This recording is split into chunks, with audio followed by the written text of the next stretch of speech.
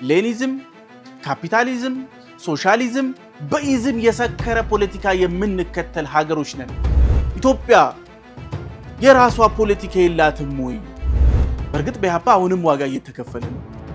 ያኛው ትውልድ የከፈለው አላንስም። ፖሊሲዎቻችን በሙሉ የመከኑ ናቸው። ምናልባትም ያላቸው ዋጋ ፕሪንት ከተደረገባቸው ወረቀት የማይዘል ነበር። እኛ ማነን? ኢትዮጵያዊነት ምንድነው ጣዕሙ? ልብ ብለህ ተመልክተው ከሆነ እድሜያቸው ያለቀ ያለው ኢትዮጵያዊ ባልሆነ አይዲዮሎጂ ላይ ነው። ገዢው አውራው ፓርቲ ህወሓት መሪዎቹ ይሄንን ነበር ያሉት። ማንና ማን ተጣልቶ ነው? ማንና ማን ተቃርኖ ነው እኛ ለምክክር የምንቀመጠው ነው ያሉት። መሪዎቻችን አፍ እንጂ ጆሮ አልታደሉም። ሊሰሙን ፈጽሞ አልቻሉም። ከፋፍለህ ግዛ ላይ መርሁን ያስቀመጠ ስርዓት ነበር። የቀድሞ ስርዓት ዓላማው ችግሮችን መፍታት አይደለም፣ በችግሮቹ መሃል ላይ ደላላ ሆኖ መቀመጥ ነው። የቀድሞ የህወሓት መስራቾች የጻፉትን ጽሑፍ ብትመለከት ዲሞክራሲ ጨፍላቂ፣ እርስ በእርሳቸው በአንጃ የተከፋፈሉ ናቸው። ሁሉም እየተነሳ የራሱን ሪፐብሊክ ድሪም እንዲያደርግ ያመቻቸው ህገ መንግስቱ ኢትዮጵያ አበቃ ስትባል ገነጣጥሎ ለመሄድ የተደረገ ሴራና ሲስተም ስለሆነ ነው። ከዚህ ተነስተ አማራም፣ ኦሮሚያም፣ ትግራይም መሄዳችን በየቦታው ትታገታለህ፣ በየቦታው እንግልት ይደርስብሃል። ይህን ጥያቄ ለመፍታት የተቀመጡ ታጣቂዎች ጉዳያቸውን አለማዳመጥ እንዴት ነው ዋጋ ቢስ ነው የምንለው? በረከት እንዴት ነህ? እግዚአብሔር ይመስገን። ከባለፈው የቀጠለ ቆይታችንን ዛሬ የምናደርግ ነው የሚሆነው። የዛሬው ውይይታችን እንግዲህ እንደባለፈው በተለይ ደግሞ አሁን በሀገር ውስጥ ትልቅ አጀንዳና እንደዚሁም ከሀገር ውጭ በርካታ ጉዳዮች እየተነሳበት የሚገኘው የሀገራዊ ምክክር ጉዳይ ነው።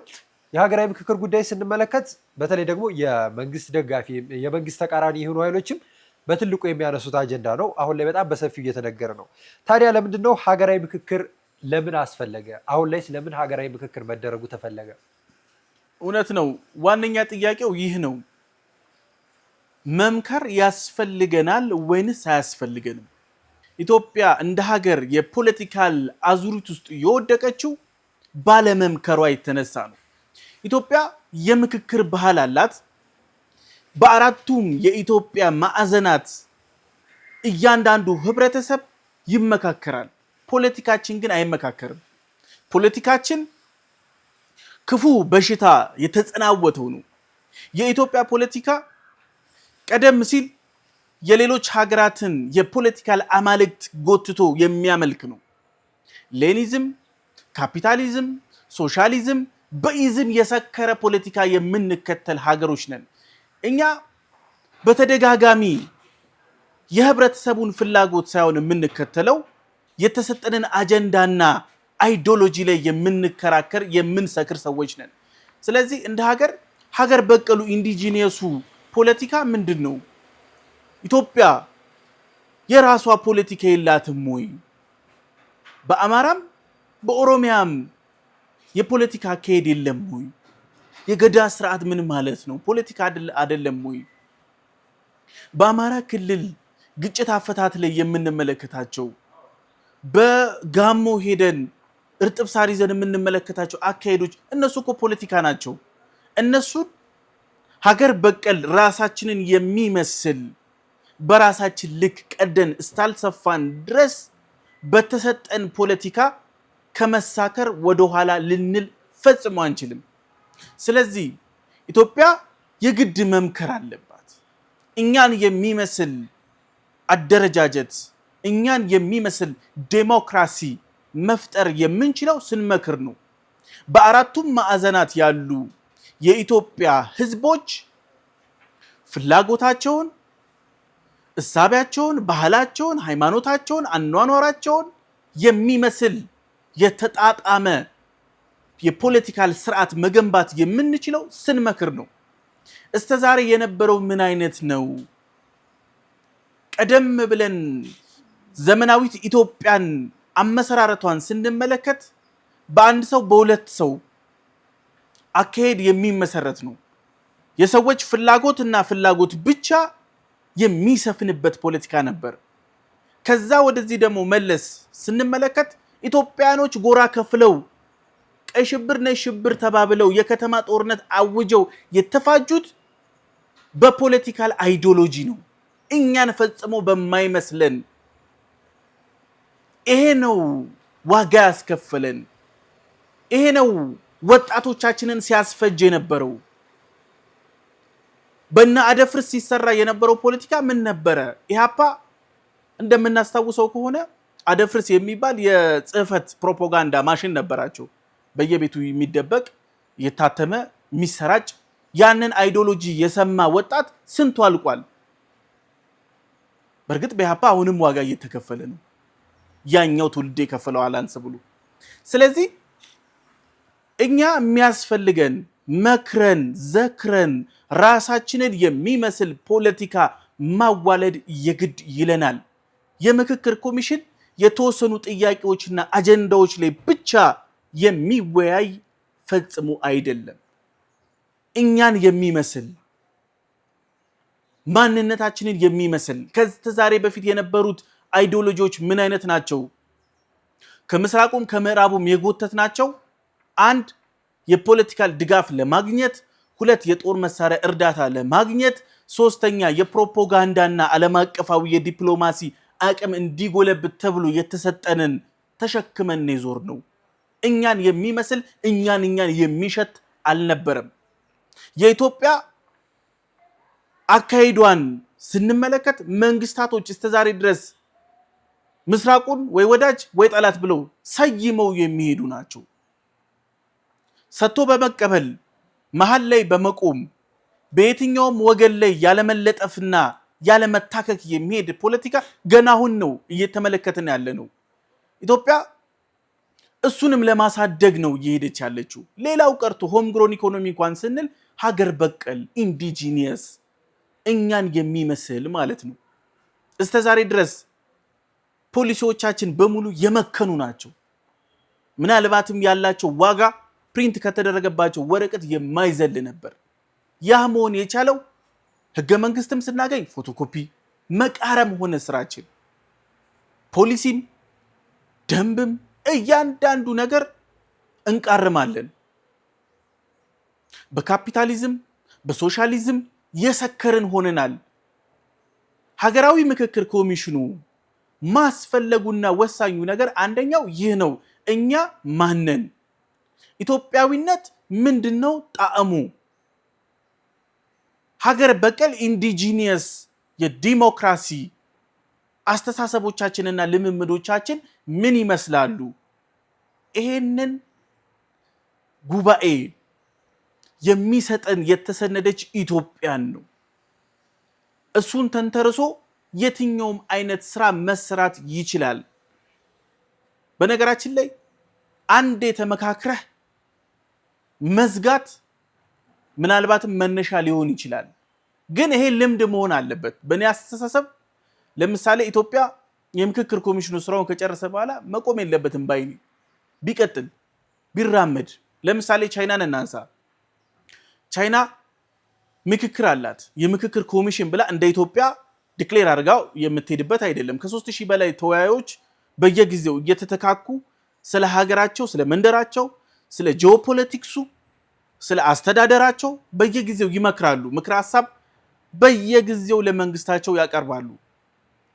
ይሄ ማለት ያ መንግስት ያንን ኢንፑት ሁሌም እየተጠቀመ ይሄዳል ማለት ነው። ዛሬ ቻይናን እየተመለከትናት ያለው የመጪው ዘመን ሀያል ሆና እንድትወጣ እያስቻላት ይገኛል። ይሄንን አቅም የሰጣት አንድና ያው ሆኖ መምከር ስለቻሉ ነው። ምክክር ግዴታ ነው። በነገራችን ላይ የምክክር ሂደት ባህል በፖለቲካችን ላይ ባለመኖሩ ነው እጅግ የከፋ ዋጋ ይከፈል ነው። አሁን ህብረተሰብ ውስጥ ያለው ባህል መንግስት ባህሉ ሲያደርገው ሁሌም ለችግሮቻችን ፍረጃን ሳይሆን ውይይትን ባህል ማድረግ ከጀመርን ጫካ ልማት ነው የሚሆነው። ስለዚህ አክራፊ ሁሉ ጠመንጃ ነክሶ ያወዛወዘ ጫካ ለጫካ ዱር ገደሉ ላይ የሚሽከረከርበት ዘመን ያበቃል። ወጣቶቻችን ልብ ብለህ ተመልክተው ከሆነ እድሜያቸው ያለቀ ያለው ኢትዮጵያዊ ባልሆነ አይዲዮሎጂ ላይ ነው። ቀደም ሲል የከተማ ጦርነት ሁላ ገጥመናል። አሁን ደግሞ ሽምቅ ውጊያ ውስጥ ገብተናል። ይሄ ወጣት ፊውቸር የለውም። እየተዋጋ ያለው የማንን አጀንዳ ወስዶ ነው? እየተዋጋ ያለው ለማን ነው? እዋጋለታለሁ የሚለው ኃይል አሁን የምክክር ኮሚሽን ውስጥ ገብቷል። ስለዚህ የወጣቶቻችን እድሜ ያሳዝነናል። በየጫካው 5-6 ዓመት 10 ዓመት መስራቾቹ ደግሞ 40-50 ዓመት ጫካ ውስጥ ቆይተዋል። የጫካ ፖለቲካ ይበቃናል፣ ማደግ አንችልም። ስለዚህ ምክክር የሚያስፈልገው ወጣቶቻችን ተመካክረው ነገራቶችን እንዲቀይሩ እንዲያስችል ነው። ሐሳብ ሁልጊዜ ገዢ መሆን አለበት። ለምሳሌ እንኳን የኛ ሚዲያ እንኳን እንደምሳሌ ብናነሳው ሐሳብ ሚዲያ ነው። ጨዋታው ሐሳብ ነው። ያደገው የበለጸገው ዓለም የሚነጋገረው በሐሳብ ነው። ጦርነቱ የሚያልቀው ጠረጴዛ ላይ ነው። አንድም ጫካ ለጫካ የሚሽከረከር የምዕራቡ እንቅስቃሴ አትመለከትም። አንድም ለምን? ዲሞክራሲን በልምምድ እያዳበሩት እያመጡት ስለሆነ ነው። ስለዚህ እኛም ዲሞክራሲን በልምምድ ማምጣት የምንችለው የምክክር መድረኮችን በየጊዜው ማመቻቸት ስንችል ነው፣ መነጋገር ስንችል ነው። በነገራችን ላይ ተያይተው የማያውቁ ስለዛ ብሔረሰብ ከመስማት የዘለለ ወይ ደግሞ መኖሩንም የማያውቅ ማህበረሰብ ነው ፊት ለፊት ሰብሰብ ብሎ ማውራት የጀመረው። በነገራችን ላይ የምክክር ኮሚሽኑ ላይ ያሉን ጉባኤ ስትመለከት ትክክለኛ ኢትዮጵያ እዛ ጋር ነው የምትመለከታት። ክፋት የለም፣ ተንኮል የለም፣ የፖለቲካ ሀሳብ የለም፣ ቅራኔ የለም። ለካ ያ ሁሉ የተዘራው መጥፎ ዘር ሚዲያው ላይ ነው። ህብረተሰባችን ተመሳሳይ ነው። ይሄም አርብቶ አደር ነው፣ ይሄም አርብቶ አደር ነው፣ ይሄም አርሶ አደር ነው። ተመሳሳይ ኑሮን የሚጋሩ ናቸው። እነሱ የአይዲዮሎጂ ችግር የለባቸውም። እነሱ ልክ እንደ ፖለቲከኛው እንደ ሌሎቹ ሀገራት እንደሚባለው ጥላቻ፣ ክፋት ምናምን የሚባል ታሪክ ይሄ ሁሉ መጥፎ ዘር ያለው ሚዲያው ላይ ነው። ስለዚህ ይሄንን በግልጽ የተመለከትንበት ነው። መመካከር የግድ ነው። ባህላችንም መሆን የግድ ይለዋል። አሁን እየተካሄደ የሚገኘው የሀገራዊ ምክክር ስንመለከት እንግዲህ እንዳነሳልኝ ነው ለሀገር ሰላም፣ ለሀገር እድገት እንደዚሁም ደግሞ ለሀገር የተሻለ ነገር ለማምጣት ነው። ታዲያ ለምን ያለፈው ስርዓት ያለፉት መንግስታቶች መመካከር አልቻሉም? ወይም ደግሞ እንደ ምክክር ኮሚሽን አይነት ሂደቶችን ለምን ማድረግ ተሳናቸው? እውነት ነው። ያለፈው ስርዓት የምክክር ሀሳብ ሳይቀርብለት የቀረ አይደለም። ለምሳሌ በኢህአዴግ ሰዓት የምክክር ጉዳይ በተደጋጋሚ ተነስቶለታል። ግን ገዢው አውራው ፓርቲ ህወሓት መሪዎቹ ይሄንን ነበር ያሉት። ማንና ማን ተጣልቶ ነው? ማንና ማን ተቃርኖ ነው እኛ ለምክክር የምንቀመጠው ነው ያሉት። ምክንያቱም እነሱ የሚያስቡት የሆነ ችግር ህዝብን ከጨረሰ በኋላ ካፋጀ በኋላ ነው መፍትሄ ለመፈለግ የሚሄዱት። ስለዚህ አካሄዳቸው በሙሉ ጸረ ነው። ከተፈጸመ በኋላ የማጥፋት ጉዳይ ነው። ቀድመው ግን የመከላከል ስራ፣ ቀድመው ችግሩ ሳይመጣ የመሄድ ስራ የላቸውም። ስለዚህ ምክክር ሲባል ማንና ማን ተጣላ ዩሲ አሁን ባህል አይደለም እያሉ ነው። መመካከር አያስፈልግም እያሉ ነው። ምክንያቱም የቀደሙት መሪዎች የሚከተሉት ስትራቴጂ ከላይ ወደ ታች የሚፈስ የአስተዳደር ስርዓት ነው። አሁን ነው ለመጀመሪያ ጊዜ ከታች ወደ ላይ ከላይ ወርታች የሚመላለስ ሲስተም እየተመለከትን ያለ ነው። ከዚህ ቀደም መሪዎቻችን አፍ እንጂ ጆሮ አልታደሉም። ሊሰሙን ፈጽሞ አልቻሉም። ሰሚ ትዕግስት እንኳን የላቸውም። የቀደመው ስርዓት በምክክር የሚያምን አይደለም። ግን በምክክር አለማመኑ አለማውቁን ወይንም ደግሞ ያለበት ደረጃን የሚያሳይ ብቻ አይደለም። በነገራችን ላይ ምክክሩም ስለማይፈለግ ነው። አንድ ሁነትን እናስታውስ። ለምሳሌ ኤርትራን ክፍለ ሀገርን የመገንጠል ሂደት በሚከናወንበት ሰዓት ላይ የአዲስ አበባ ዩኒቨርሲቲ ምሁራን እንዲሳተፉ ተደርገው ነበር። ኦልሬዲ ያለቀለት የጫካውን የአራዊትን ህግ ለማስፈጸም ኢትዮጵያን ቀድመው ቀደዋታል። ስለዚህ እሱን እውን ለማድረግ ስብሰባ አከናውነው ነበር። ሰሙ ወይ? ስብሰባው ላይ እነ ፕሮፌሰር አስራት ምን ነበር ያሉት? ኢትዮጵያኖች ምን ነበር ያሉት? መገንጠል አያስፈልግም። እውነታውን ግልጽ አድርገዋል። የባህር በር፣ የቀይ ባህር፣ የህብረተሰቡን ስለ ልቦና ግልጽ አድርገው ታስቀምጠውታል። ሰሙ? አልሰሙም። ያ ጉባኤ ለምን አቋረጡት? እዛ ጉባኤ ላይ የተነሳው ጉዳይን ተገበሩት ወይ? አልተገበሩትም እኮ አቋረጡት። ምክንያቱም አልተስማማቸውም። እነሱ እንደፈለጉት አፋሽ አጎንባሽ ሆነው አልተገኙም። አለ ዛሬ ሪከርድ ላይ መመልከት እንችላለን። የምክክር ባህል የላቸውም። ምክንያቱም ህዝብ በተመካከረ ቁጥር ችግሩን ይፈታል። ችግሩን ከፈታ ደግሞ የህወሓት አስተዳደር የሚያምነው በልዩነት መምራት ነው። ከፋፍለህ ግዛ ላይ መርሁን ያስቀመጠ ስርዓት ነበር። ስለዚህ ይሄ ስርዓት ብሔር ብሔረሰቦችን፣ ግለሰቦችን እርስ በእርስ በየቀኑ በጠላትነትና በጎጥ እንዲተያዩ ሲሰራ ነበር።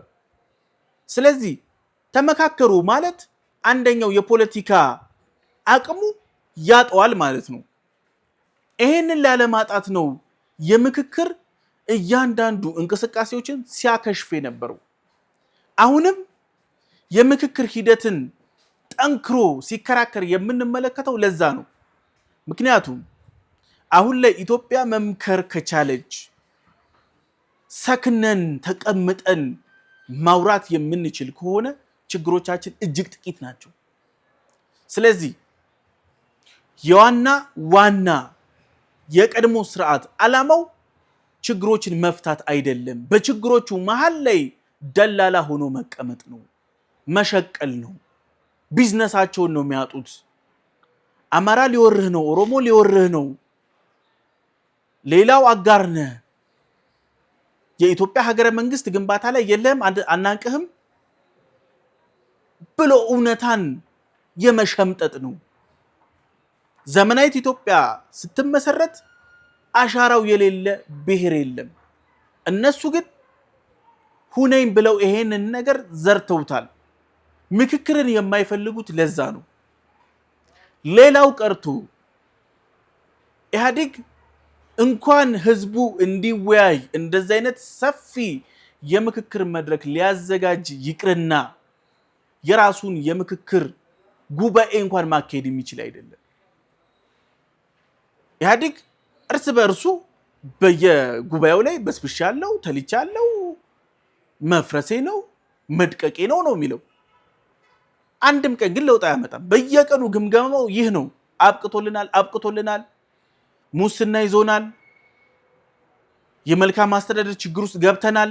ግን ለውጥ ሊያመጣ አልቻለም። ምክክሩ ራሱ እርስ በእርስ የተሰጠ ግለ ሂስን እንደ ግላዊ ጥላቻ የሚመለከት ለውጥን መቀበል ፈጽሞ የማይችል በጣም ኦልድ ፒሲ ላይ በጣም የረቀቀን አዲስ ሶፍትዌር ኢንስታል ማድረግ አትችልም። ይሄንን ማድረግ የማትችለው ሲስተሙ በራሱ ኬፐብል ስላልሆነ ነው። ኢህአዴግ እንደዛ ነበር።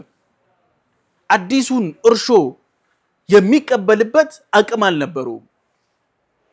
አሮጌው አቁማዳ አዲሱን የወይን ጠጅ ቢዝ ፈርመንት ሲያደርግ ይበታተናል። የሆነውም እሱ የለውጥ ሐዋርያዎች ሲመጡ መገነጣጠልና መሳሳብ ውስጥ የገባው ለዛ ነው። ስለዚህ የቀደመው መንግስት እንኳን ህብረተሰቡ እንዲወያይ ይቅርና ራሱ ቁጭ ብሎ መወያየት አልቻለም። ትንሽ ደግሞ ወደ ኋላ እናድርገው።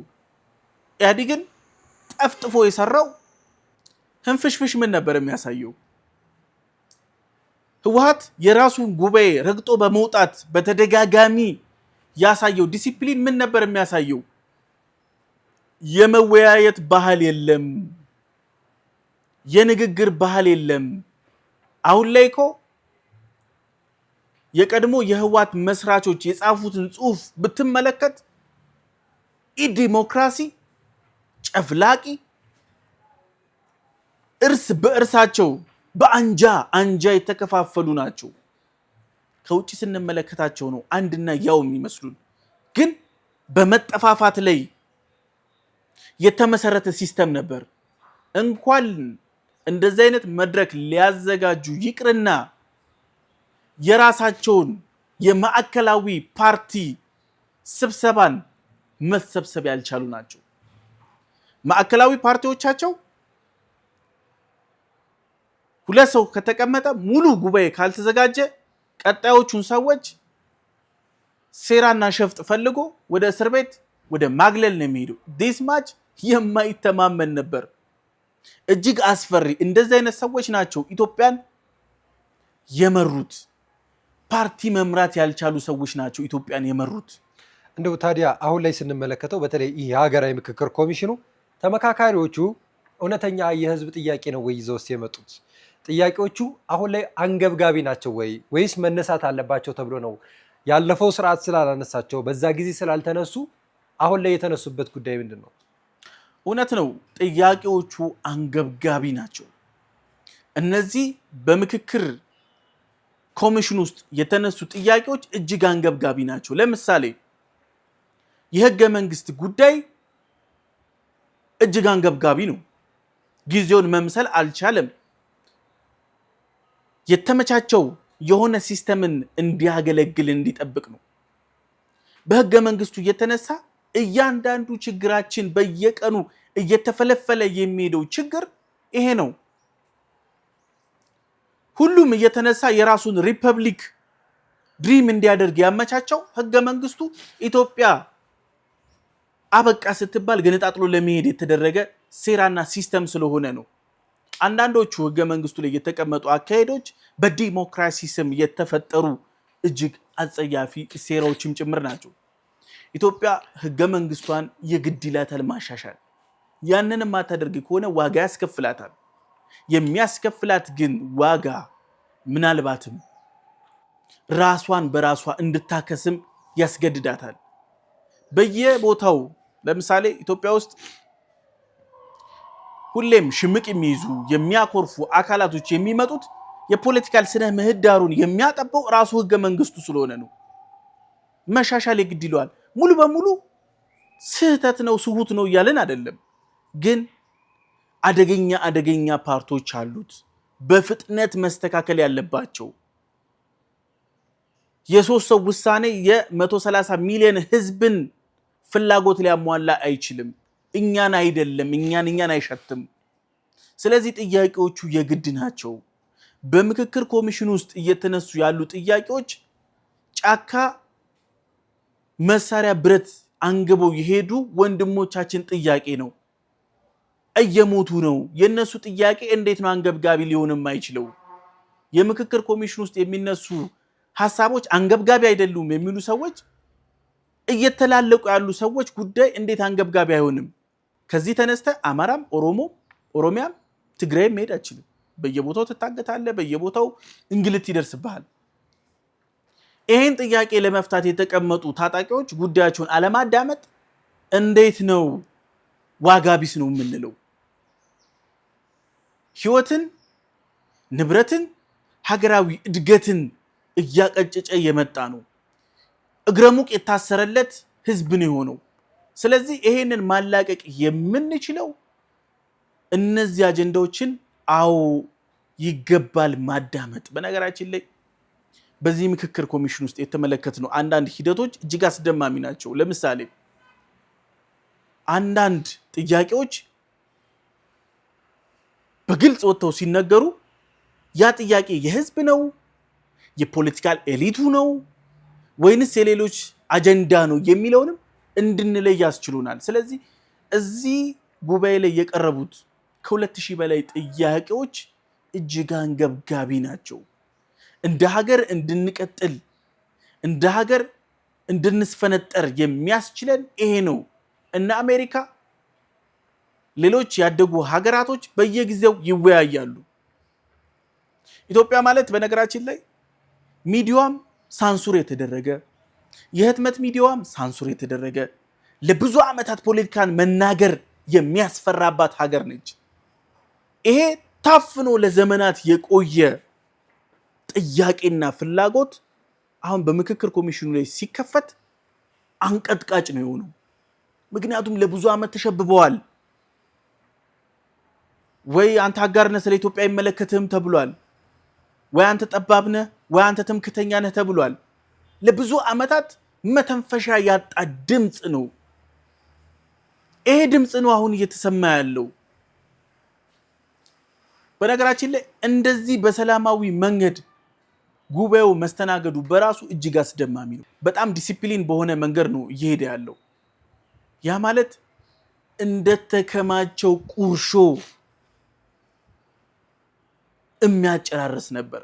የኢትዮጵያ ጥያቄ ከሀገረ መንግስት ግንባታው ጊዜ ጀምሮ የነበረ ነው። በነገራችን ላይ አብዛኛው የኢትዮጵያ ችግር አሁን የመጣ አይደለም፣ የአሁኑ መንግስት የመሰረተው አይደለም። ይሄ ሁሉ ችግር እኮ ከዚህ ቀደም በንጉሱ ስርዓት የነበረ፣ በወታደራዊ ስርዓት የነበረ፣ አብዮታዊ ዲሞክራሲ በሚል ስርዓት የነበረ እንደ እያንዳንዱ መንግስት ችግሩን ሳይፈታ ወደ ቀጣዩም ችግሩን እያባባሰ ወደ ቀጣዩ የጣለው ችግር ነው። አሁን ኢትዮጵያ የዘመናት ውስብስብ ችግሯን ለመፍታት የተቀመጠችበት ጊዜ ላይ ነው ያለው። ይሄ ማለት ይሄንን ጊዜ ኢትዮጵያ ተወያይታ ለእያንዳንዱ ችግር ተገቢውን ምላሽ ከሰጠች ኢትዮጵያ በውጪ የተሰራባትን የውስጥ ባንዶች ያቆሙትን እያንዳንዱን መሰናክሎች መንቀል ትችላለች። ስለዚህ የግድ አስፈላጊ ነው። እያንዳንዱ ጥያቄ ግድ ነው። ታዲያ በረከት፣ አሁን ላይ እየተደረገ ያለው ሀገራዊ ምክክሩ እንግዲህ በተለይ ደግሞ ትልልቅ ዓላማዎች አሉት። የመጀመሪያው ብለን የምናነሳው ታሪክና ትርክትን መቀየር ነው ወይንስ ደግሞ የቀጣውን ትውልድ ጥያቄ የመመለስ ነው? የትኛውን ነው ይሄ ሀገራዊ ምክክር ኮሚሽን ለመመለስ በእቅድነት እየሰራ የሚገኘው? እውነት ነው። ትርክት ዋነኛውን ቦታ ይይዛል። በነገራችን ላይ ትርክት ኢትዮጵያ ውስጥ የተዘራው በብዙ መንገድ ነው። በነገራችን ላይ የኢትዮጵያ ጽሁፎችን ብትመለከት አብዛኛዎቹ ሁነኝ ተብለው የተጻፉ ትርክቶች አሉበት። ሁለተኛ ታሪካችን ተጣሞ የተጻፈበትም ጭምር ነው። ታሪክ እንደሚታወቀው ከሆነ በአሸናፊዎች የሚጻፍ ነው። ሁሌም አሸናፊ ነኝ የሚለውን ዜና መዋሉን ያጽፋል። ኢትዮጵያ ውስጥ እነዚህ ታሪኮች በአንድም ይሁን በሌላ መንገድ ህዝቡን ዋጋ አስከፍለዋል። ለምሳሌ አንዳንድ ታሪኮች ወፍ ዘራሽ ናቸው። ከየት እንደመጡ አይታወቅም።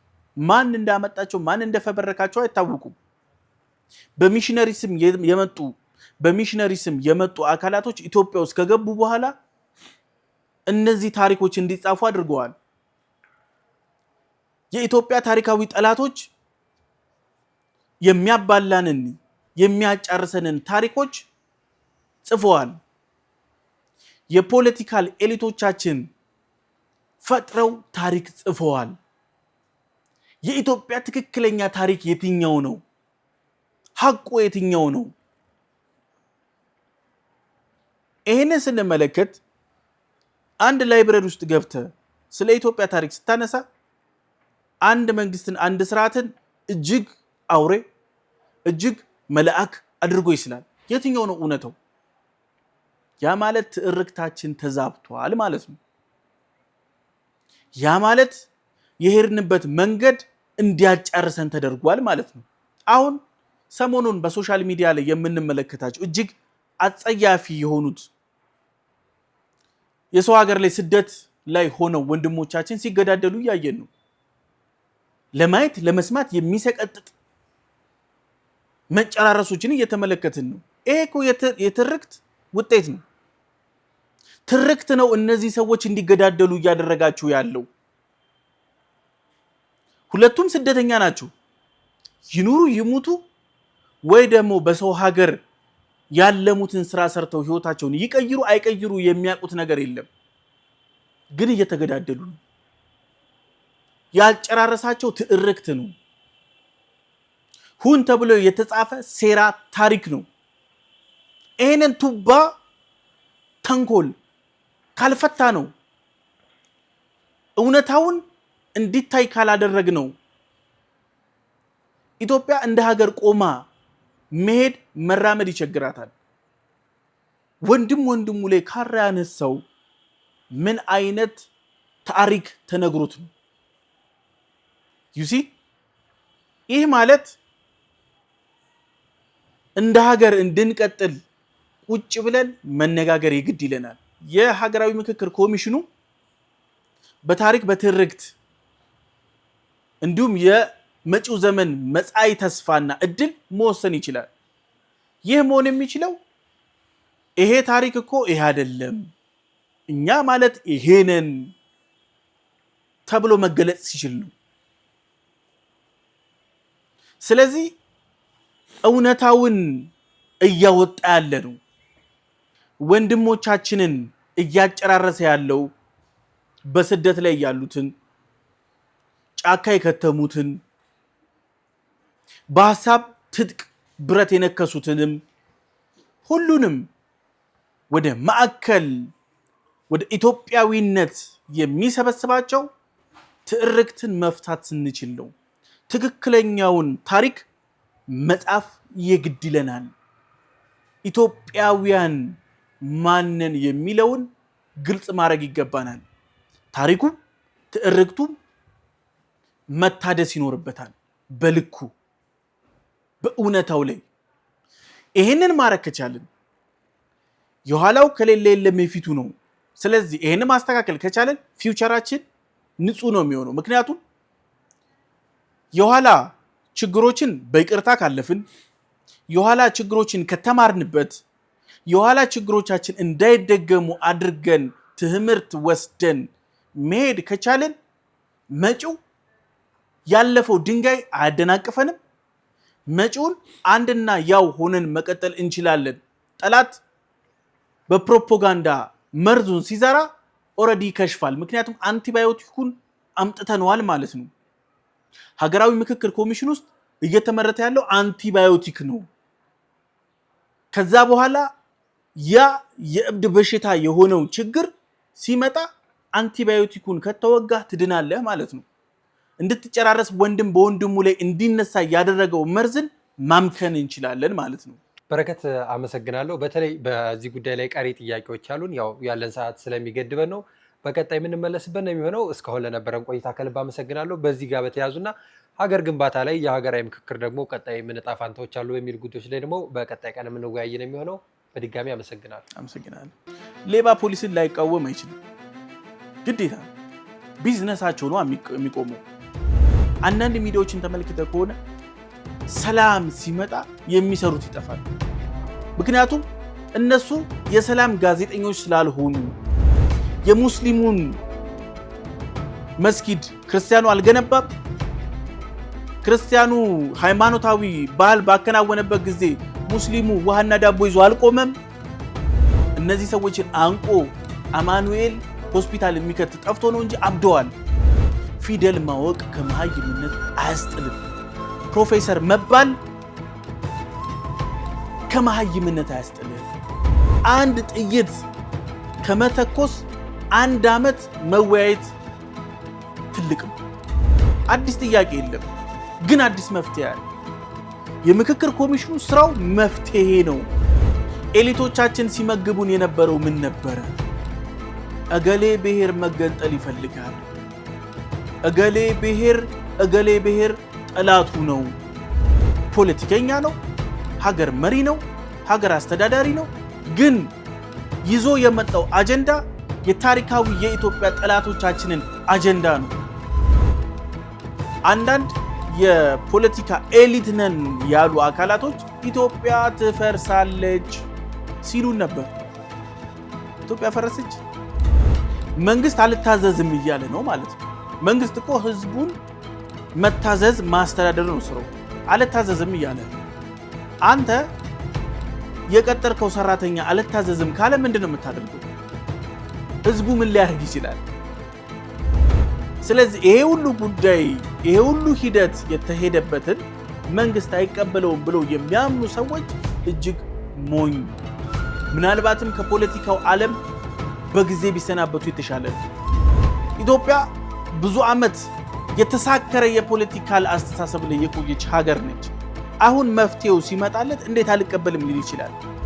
ሩዋንዳ ላይ የሩዋንዳ ጭፍጨፋ ሲከናወን የሃይማኖት ተቋማት ሁላ ተሳትፈውበት ነበር። ሚዲያዎች የአንበሳ ድርሻውን ወስደው ነበር። አክራሪ ጽንፈኛ የሆኑ ኃይሎች ጥይት ሲወለውሉ ነበር፣ ካራ ሲስሉ ነበር።